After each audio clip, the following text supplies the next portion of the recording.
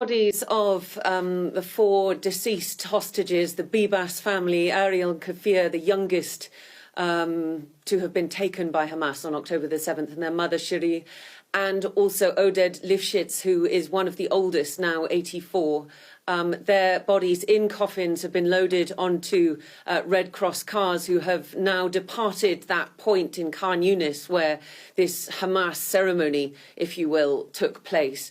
And they are being led by a Hamas car on which there are a number of Hamas militants wielding guns, Kalashnikovs.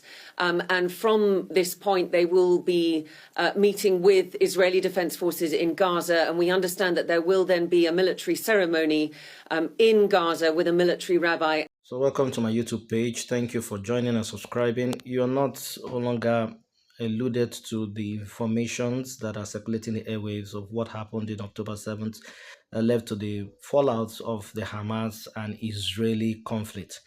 And so today we're looking at the journey so far. How far is Israel willing to go with all of this? We tend to share some video clips that we owe credit to Sky News over. It has to do with the crisis that is currently looming, an operation that is being carried out by Israel in the southern side that is called the Iron Wall Operation, after a period of ceasefire that involved Hamas and Israeli troops exchanging hostages. And in this video clip that was shared by Sky News, you see where the remains of a family was being returned and was not televised on Israeli TV because of the emotional state of the family and the nation.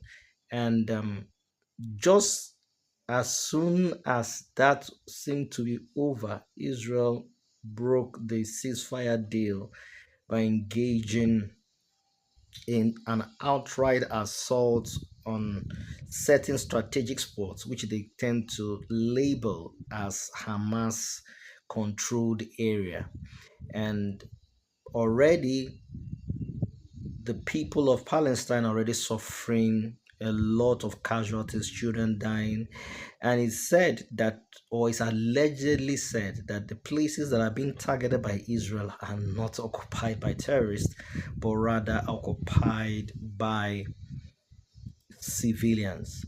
So which way forward? What is your opinion over this? Even while Donald Trump is trying to broker peace between both sides, it's like Israel has gone ahead for an all-out assault. So I want to know what your thoughts are, your opinion are on the comment section, even as we watch these video clips.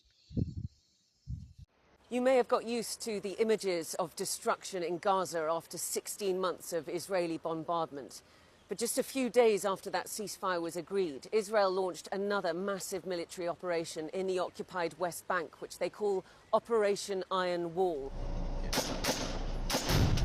Bombing and bulldozing Palestinian homes, especially in refugee camps of Jenin and Tulkarem, where I am. Already dozens of Palestinians have been killed, including children. Hundreds have been detained and tens of thousands have been displaced.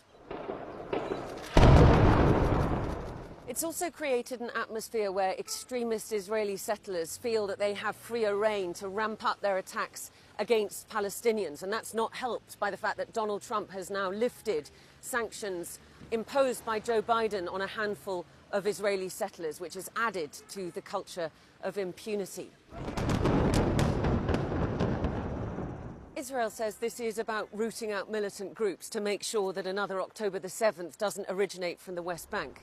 But if you look at the destruction, the fact that they've bombed homes, destroyed the infrastructure, taken out the water systems, the electricity, it looks very much like the ultimate aim is to make sure that Palestinians cannot return to their homes, with the far right pushing for the eventual annexation of the West Bank. And Donald Trump saying in the White House that he would soon be making a decision on exactly that.